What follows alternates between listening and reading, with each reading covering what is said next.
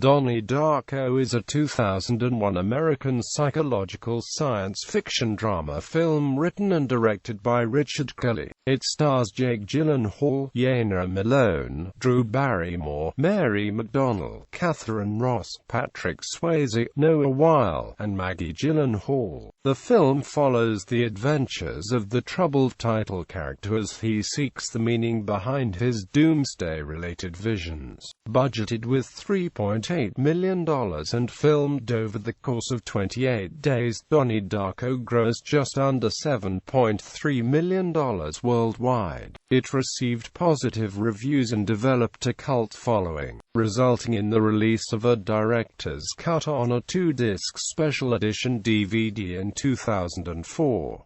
Plot. On October 2, 1988, Donnie Darko, a troubled teenager living in suburban Virginia, is awakened and led outside by a figure in a monstrous rabbit costume, who introduces himself as Frank and tells him the world will end in 28 days, 6 hours, 42 minutes, and 12 seconds. At dawn, Donnie returns home to find a jet engine has crashed into his bedroom. His older sister, Elizabeth, informs him the FAA investigators do not know where it came from.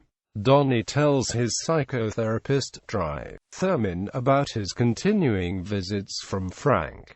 Acting under Frank's influence, he floods his school by damaging a water main. He also begins dating new student Gretchen Ross, who has moved to town with her mother under a new identity to escape her violent stepfather. Gym teacher Kitty Farmer blames the flooding on the influence of the short story The Destructors, assigned by dedicated English teacher Karen Pomeroy, and begins teaching attitude lessons taken from motivational speaker Jim Cunningham. Donnie rebels against these motivational lessons, leading to friction between Kitty and Donnie's mother Rose.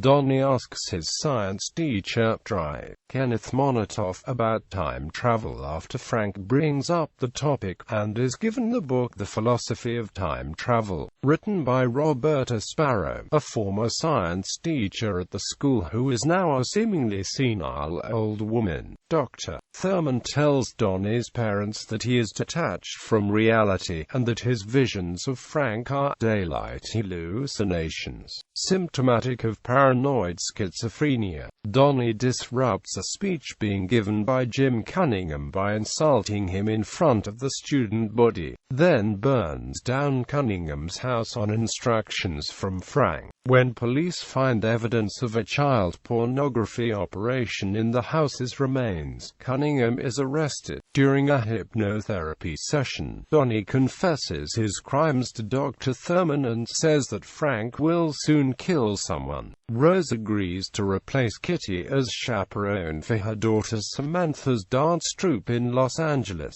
so Kitty can testify in Cunningham's defense, with her husband Eddie in New York on business. Her older children are home alone. Donnie and Elizabeth take the opportunity to throw a Halloween party to celebrate her acceptance to Harvard. Gretchen arrives, distraught that her mother has disappeared. Realizing that only hours remain before Frank's prophesied end of the world, Donnie takes Gretchen and 2 friends to seek Roberta Sparrow at her house.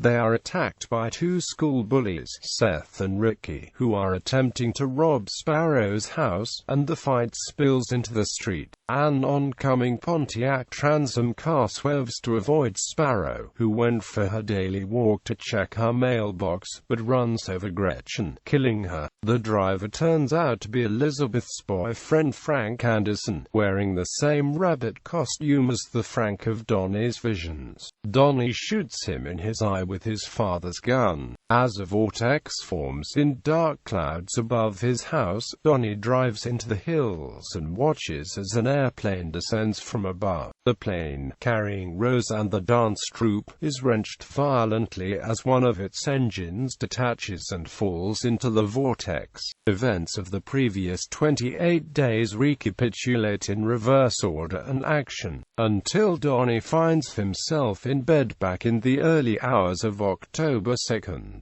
As he lays in his bed, waiting and laughing, the jet engine crashes through his room, killing him. Others with whom Donnie had interacted in the 28 days awaken, some looking disturbed. Gretchen rides by Donnie's house and learns of his death from a neighborhood boy, David, but says she did not know him. Gretchen and Rose exchange a glance and wave as if they know one another, but cannot remember from where. Cast. Production. Filming Donnie Darko was filmed in 28 days, on a budget of $4.5 million.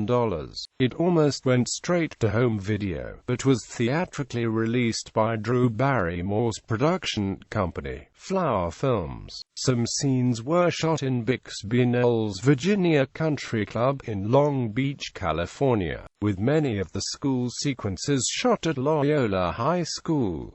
The Carpathian Ridge scenes were shot on the Angeles Crest Highway. Music. In 2003, the piano-driven cover of Tears for Fears' Mad World, featured in the film as part of the end sequence, was a hit for composer Michael Andrews and singer Gary Jules, topping the charts in the United Kingdom and Portugal. One continuous sequence involving an introduction of Donnie's high school prominently features the song Head Over Heels by Tears for Fears. Samantha's dance group, Sparkle Motion, performs with the song Notorious by Duran Duran, and Under the Milky Way by The Church is played after Donnie and Gretchen emerge from his room during the party. Love Will Tear Us Apart by Joy Division also appears in the film diegetically during the party, and shots of Donnie and Gretchen upstairs. The version included was released in 1995, although the film is set in 1988.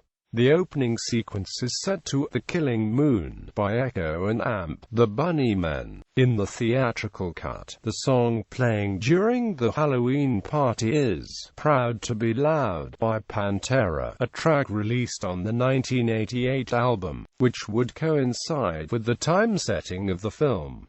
However, the band is credited as the Dead Green Mummies in the re-released director's cut version of the film. The music in the opening sequence is replaced by Never Tear Us Apart by INXS. Under the Milky Way is moved to the scene of Donnie and Eddie driving home from Donnie's meeting with his therapist, and The Killing Moon is played as Gretchen and Donnie return to the party from Donnie's parents' room. Release. The film had a limited release opening October 26, the month following the September 11 attacks. It was subsequently held back for almost a year for international release. Marketing. The Donnie Darko book, written by Richard Kelly, is a 2003 book about the film. It includes an introduction by Jake Gyllenhaal, the screenplay of the Donnie Darko, the director's cut, an in-depth interview with Kelly, facsimile pages from the philosophy of time travel, photos and drawings from the film, and artwork it inspired. NECA released first a 6-inch figure of Frank the Bunny and later a foot-tall, talking version of the same figure. Home media. The film was originally released on VHS and DVD in March 2002. Strong DVD sales led Newmarket Films to release a director's cut on DVD in 2004. Bob Burney, president of Newmarket Films, has described the film as a runaway hit on DVD, citing United States sales of more than $10 million. The film was released in the U.S. on Blu-ray on February 10, 2009. The film was released as a 2-disc Blu-ray special edition in the UK on July 19, 2010, by Metrodome Distribution, and featuring both original and director's cut, also including commentaries from director Kelly and actor Gyllenhaal, Kelly and Kevin Smith, and cast and crew, including Drew Barrymore. Director's cut. Donnie Darko. The director's cut was released on May 29, 2004, in Seattle, Washington, at the Seattle International Film Festival, and later in New York City and Los Angeles, on July 23, 2004. This cut includes 20 minutes of extra footage and an altered soundtrack. The director's cut DVD was released on February 15, 2005 in single and double disc versions, the latter being available in a standard DVD case or in a limited edition that also featured a lenticular slipcase, whose central image alternates between Donnie and Frank depending on the viewing angle. Most additional features are exclusive to the 2-DVD set. The director's commentary assisted by Kevin Smith, excerpts from the storyboard, a 52-minute production diary, #1 fan video, a cult following video interviewing English fans, and the new director's cut trailer. The single DVD edition was also released as a giveaway with copies of the British Sunday Times newspaper on February 19, 2006. The DVD of the director's cut includes text of the in-universe fictional book The Philosophy of Time Travel, written by Roberta Sparrow, which Donnie is given and reads in the film. The text expands on the philosophical and scientific concepts much of the film's plot revolves around, and has been seen as a way to understand the film better than from its theatrical release, as outlined by Salon's Dan Coes from the book's text. Much of the film takes place in an unstable tangent universe that is connected to the primary universe on a duplicate of it, except for an extra metal vessel known as an artifact, the plane engine. If the artifact is not sent to the primary universe by the chosen living receiver within 28 days, the primary universe will be destroyed upon collapse of the tangent. To aid in this task, the living receiver is given superhuman abilities such as foresight, physical strength and elemental powers, but at the cost of troubling visions and paranoia, while the manipulated living support him in unnatural ways, setting up a domino-like chain of events encouraging him to return the artifact. The manipulated dead are more aware than the living, having the power to travel through time, and will set an insurance trap, a scenario which leaves the receiver no choice but to save the primary universe. Reception. Box office. Donnie Darko had its first screening at the Sundance Film Festival on January 19, 2001, and debuted in United States theaters on October 26, 2001, to a tepid response. During its opening weekend, it was shown on only 58 screens nationwide, grossing $110,494. This may have been the result of the movie being released shortly after the September 11 attacks. By the time the film's run closed in United States theaters on April 11, 2002, it had earned just $517,375. It ultimately grossed $7.6 million worldwide, just enough to recoup its budget. Despite its poor box office showing, the film began to attract a devoted fan base. It was originally released on VHS and DVD in March 2002.